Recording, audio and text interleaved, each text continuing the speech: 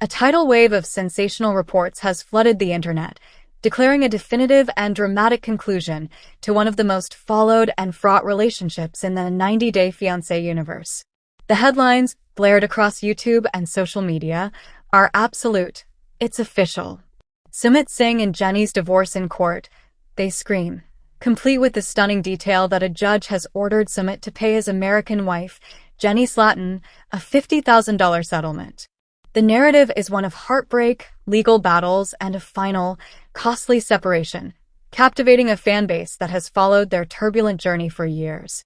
Viral photos, allegedly showing the couple leaving a courthouse in India with faces etched in grief, have added a veneer of authenticity to the shocking news. However, a deep and thorough investigation into these explosive claims reveals a story not of a marriage's legal dissolution, but of a digital-age deception. Despite the conviction with which these reports are presented, there is no credible, verifiable evidence to support the assertion that Jenny Slatin and Sumit Singh are divorced. Furthermore, the tale of a $50,000 court-ordered payout is a phantom, a piece of compelling fiction born from the burgeoning online cottage industry of reality TV gossip. The truth, as pieced together from legitimate news sources, the couple's own recent activity, and their ongoing participation in the TLC franchise, is that Jenny and Sumit remain married.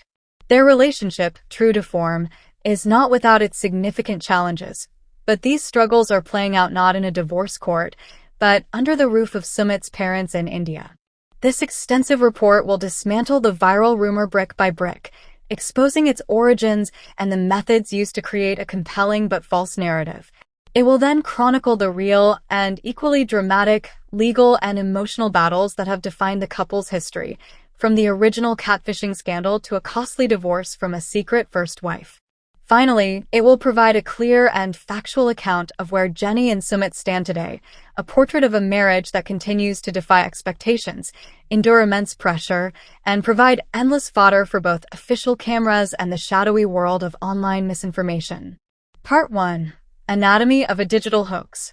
The story of Jenny and Sumit's divorce did not break in the pages of People magazine or on Entertainment Tonight. It erupted from a specific corner of the internet, YouTube channels dedicated to 90-Day Fiancé news and gossip. These channels, often utilizing robotic-sounding narration over a slideshow of photos, presented the divorce as a done deal. One prominent video, titled, "It's Official. Sumit Singh and Jenny's Divorce in Court Judge Orders Sumit to Pay Jenny $50,000, laid out a detailed and emotional narrative. It claimed the judge's gavel came down for the last time in a little courtroom in India 2 days ago, officially ending the marriage and mandating the financial settlement. The video described the scene vividly, from lawyers discussing terms to an emotional but calm Jenny wiping her eyes with a tissue. It painted the $50,000 as an acknowledgement of Jenny's sacrifices after moving her entire life to India for a love that ultimately failed. Another video took the drama a step further with the headline, "The Indie. Sumit Singh sentenced to 1 year in prison, Jenny Slatin destroyed everything." This narrative claimed that the 1-year prison sentence was handed down after Sumit brazenly disobeyed the court's order to pay his ex-wife Jenny Slatin $50,000 after their recent divorce. This storyline presents a fallen hero, a man whose love story has devolved into money problems, public shame, and prison. This is the core of the misinformation campaign, a blend of specific, seemingly credible details with high-stakes emotional drama. The creators of this content understand their audience sees deep investment in the couple's story. They know that years of on-screen conflict, particularly with Sumit's family, have created a fertile ground for believing that a dramatic collapse is not only possible, but likely. However, a critical examination of these sources reveals their lack of credibility. The videos offer no links to official court documents, no statements from legal representatives, and no confirmation from reputable entertainment news outlets. Often, deep in the video descriptions, one can find disclaimers that frame the content as conjecture and, for entertainment and conversational purposes, only a quiet admission of their speculative nature. In stark contrast, legitimate sources and the couple's own digital footprint tell a completely different story. As recently as October 2024, Sumit posted a heartfelt message on Instagram celebrating his wife, confirming they were still going strong. This post was met with relief and joy from fans who had been confused by the divorce rumors. Throughout 2025, multiple entertainment news sites have affirmed their marital status, reporting on their travels and new living situation. Perhaps the most definitive piece of evidence against the divorce narrative is their continued involvement with the 90-Day Fiancé franchise. In September 2025, it was reported that Jennie and Sumit were returning for a new season of 90-Day Fiancé the Other Way, with their storyline focusing on the trials of moving in with Sumit's parents. Even more telling, by late October 2025, rumors backed by a reliable leaker suggested that Jennie and Sumit were filming for the third season of 90-Day: The Last Resort. This spin-off is explicitly designed for couples to attend a therapy retreat to work through their issues and save their relationships, a premise that is fundamentally incompatible with a legally finalized divorce. The official story of a divorce and a $50,000 settlement is, therefore, not official at all. It is a fabrication, a piece of digital theater created for clicks and views. The real story of Jennie and Sumit is not about a final court date, but about the ongoing, complex, and often painful process of merging two vastly different lives. Part 2. The real legal dramas and foundational deceptions. To understand why the divorce rumor gained so much traction, one must look at the couple's very real history, which is steeped in deception and legitimate legal entanglements. The foundation of their relationship was, famously, a lie. The catfish who became a fiancé. When Jennie Slatin, a grandmother from Palm Springs, first fell in love, it was not with Sumit Singh. It was with Michael Jones, a handsome English male model. For about a year, Sumit catfished Jennie, using a fake name in photos. When he eventually came clean and revealed his true identity as a young man from Delhi working in a call center, Jennie had already developed deep feelings. In a decision that would define her future, she forgave him. This initial deception, while eventually forgiven, set a precedent for secrets. It created a dynamic where Sumit hid crucial aspects of his life from Jennie, and it proved to be far from his last or most significant lie. The secret wife and the first divorce. The most explosive secret was revealed during the first season of 90-Day Fiancé: The Other Way. After Jennie had given up her life in America and moved to India to be with Sumit, his parents, vehemently opposed to his relationship with an American woman 30 years his senior, had arranged a marriage for him, which he had gone through with while still in a long-distance relationship with Jennie. The discovery was devastating. Jennie was left heartbroken as Sumit was taken away by his family. This was not a rumor or a misunderstanding. It was a profound betrayal broadcast on international television. What followed was a long, arduous, and very real legal process for Sumit to divorce his first wife. This divorce was neither simple nor cheap. It became a central plot point of their continuing story. Sumit revealed how miserable and even suicidal he had been in the arranged marriage, a confession that finally seemed to get through to his parents. Ultimately, his family had to accept the reality that he would not stay in that marriage. However, freedom came at a price. The divorce proceedings were expensive, costing $20,000, a sum his parents had to help him pay. The court case that actually happened. Sumit's legal troubles with his first wife did not end with the financial settlement. His estranged wife also filed a criminal case against him. 12. In an exclusive clip from Entertainment Tonight in October 2020, a visibly stressed Sumit was shown heading to court to face charges she had brought against him. Jennie explained in an episode that Sumit's wife was claiming that he was hurting her, treating her bad, essentially accusing him of domestic violence. This case had the potential to derail their entire future. Not only did it threaten to drag out the divorce, but it also carried the risk of jail time for Sumit.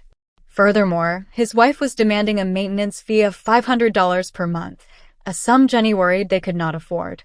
Sumit expressed his fear to the cameras, stating, "My wife is doing all this just to hurt me. If not, I'm really screwed." This documented history of a secret wife, a $20,000 divorce settlement, and a separate criminal court case provides the kernel of truth that makes the new, fabricated divorce rumor so believable. The online gossip mongers have cleverly taken the real elements of Sumit's past, a courtroom, a financial payout, and marital strife, and repurposed them into a new, false narrative starring Jennie.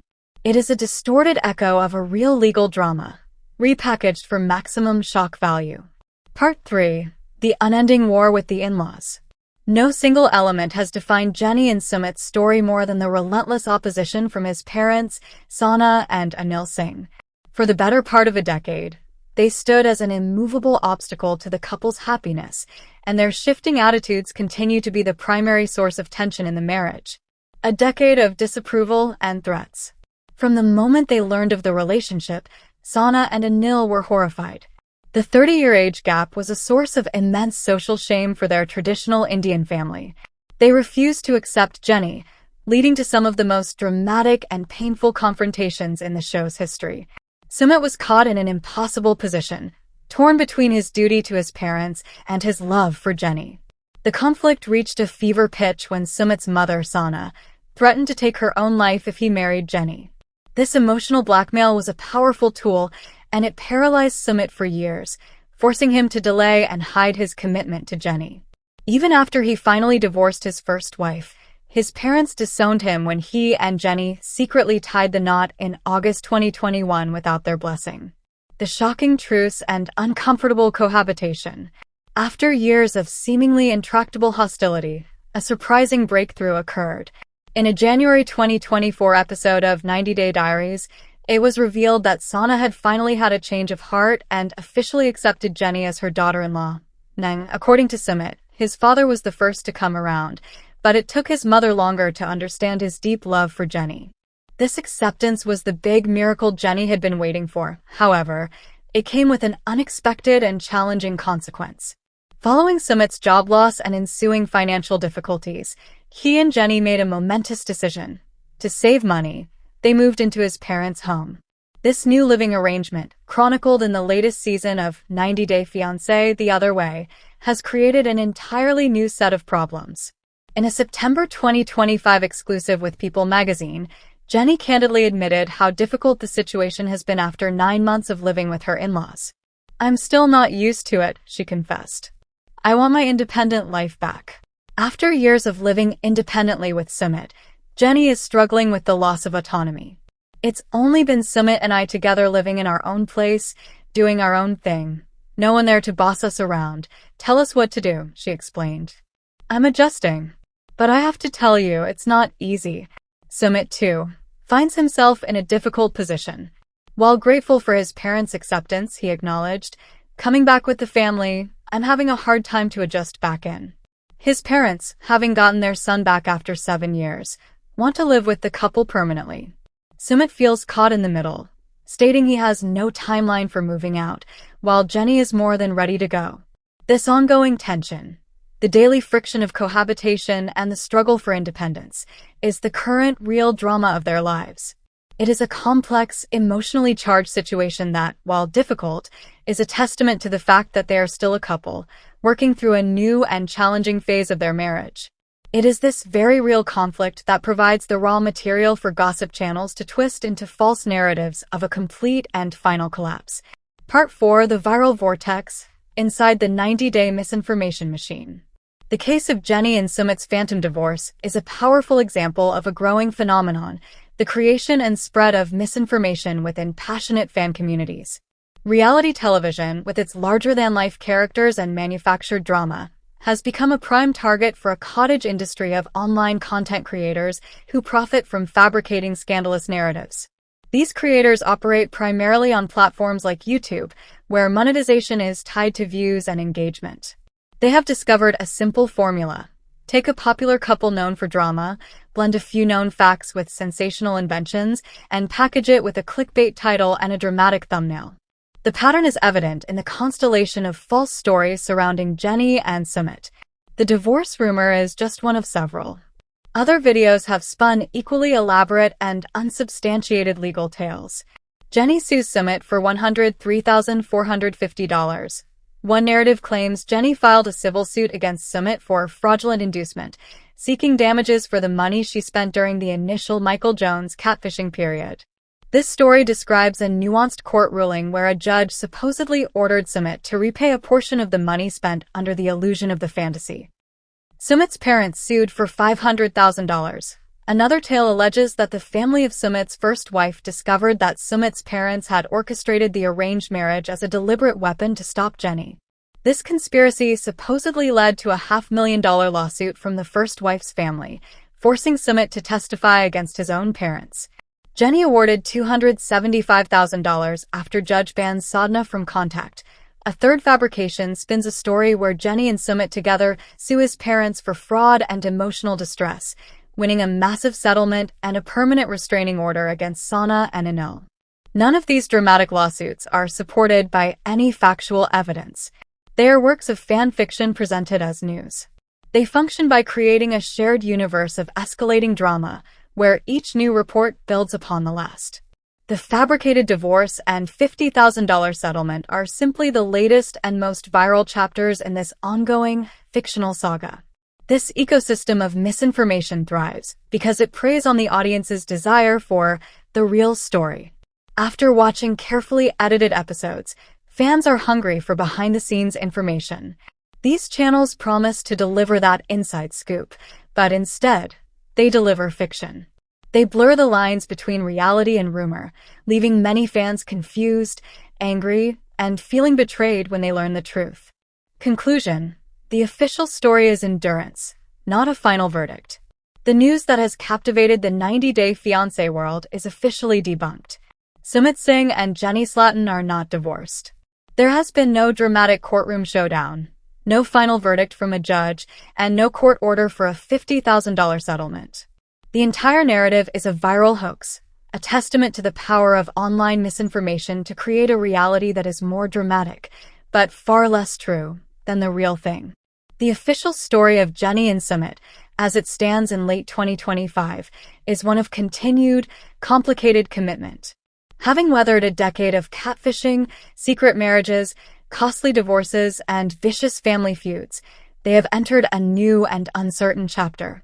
They are a married couple, living under one roof with the very people who once tried to tear them apart. Their current battles are not about legal separation, but about personal space, cultural adaptation, and the struggle to define their life together on their own terms. Their journey has been a testament to a stubborn, improbable, and deeply resilient love. They have overcome obstacles that would have shattered most relationships. While their future remains unwritten and their participation in 90 Day, The Last Resort, suggests there are still significant issues to resolve, one fact remains clear: they are still together, facing these challenges as a team. The Michael Jones catfish. Their story began with a lie so audacious it became legendary. Jenny fell in love not with Sumit, but with Michael Jones, a handsome English model. When Sumit finally revealed his true identity, Jenny had already invested her heart. She made the extraordinary decision to forgive a foundational deception that would have been a deal-breaker for almost anyone else. This act of forgiveness, while romanticized, also established a dangerous precedent. Sumit learned that he could lie, be forgiven, and the relationship would continue. The ultimate betrayal, the secret wife. The catfishing scandal was dwarfed by the revelation that followed Jenny's first move to India. After she had uprooted her entire life, she was confronted with the horrifying truth that Sumit was already in an arranged marriage. This was not a misunderstanding. It was a calculated, long-term deception. The scene of Sumit being taken away by his family as Jenny was left alone and heartbroken is one of the most visceral and painful in the show's history. He had not just lied to her, he had allowed her to place herself in a position of complete vulnerability under entirely false pretenses. The war of attrition with the in-laws. For a decade, Jenny was the target of relentless emotional abuse from Sumit's parents, Sana and Anil. She was insulted, shamed for her age, dismissed, and treated as a home-wrecking villain. Sana's threat of suicide if Sumit married Jenny was the ultimate act of emotional blackmail, a weapon that held the couple hostage for years. Throughout this ordeal, Jenny bore the brunt of their disapproval, often with Sumit standing by passively, unable or unwilling to defend her with the conviction she needed. The sacrifice is real.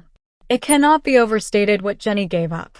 She liquidated her 401k, left her children and grandchildren, and moved across the world to a country where she had no friends, no support system, and no financial independence. She placed her entire existence in the hands of a man who had repeatedly proven himself to be untrustworthy. This history is critical. It is the reason she was the hero of the story.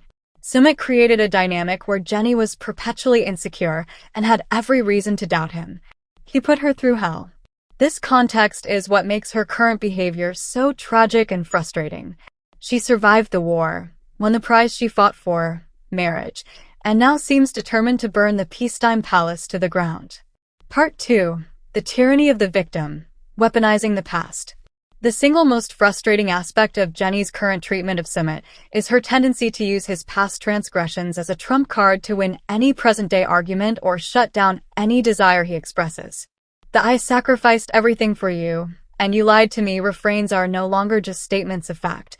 They have become tools of emotional control. Anytime Sumit attempts to assert a need for independence, personal growth, or connection to his own culture, Jenny can, and often does, deploy the nuclear option of his past.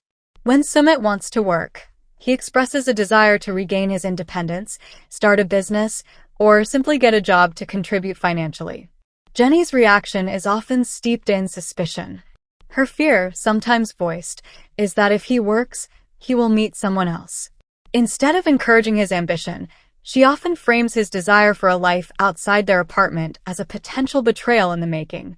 Her own sacrifice becomes a justification for his stagnation. When Sumit wants to see his family, despite their horrific treatment of her, it is a cultural reality that Sumit loves his parents and desires a relationship with them.